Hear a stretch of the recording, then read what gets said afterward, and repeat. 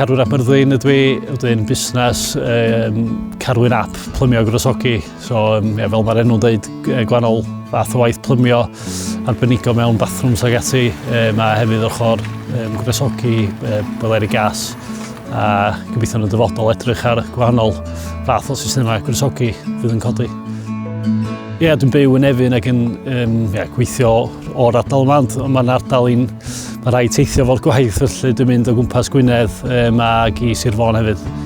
Mae'r busnes wedi tyfu dda iawn, cael mwy o waith o ran bathrooms yn benodol, ac yn edrych dros y wthnosa dwytha lot o waith boileri gas hefyd. Dwi hefyd yn edrych ar opsiynau o ran airsource yn falle'n dyfodol hefyd.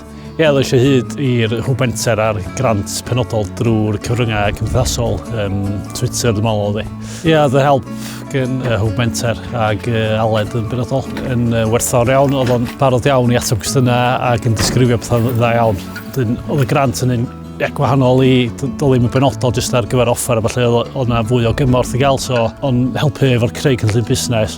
A wedyn o hynny penderfynu ar wahanol agweddau i ddefnyddio'r grant. Ges i gymorth efo swiriant i ddechrau busnes ac rhywfaint offer analyser gas yn un peth werthfawr iawn, a gwaith dylunio y logo dillad ar gyfer hyrwyddo'r busnes a logo ar y fan hefyd. Mae hynna'n help mawr dda.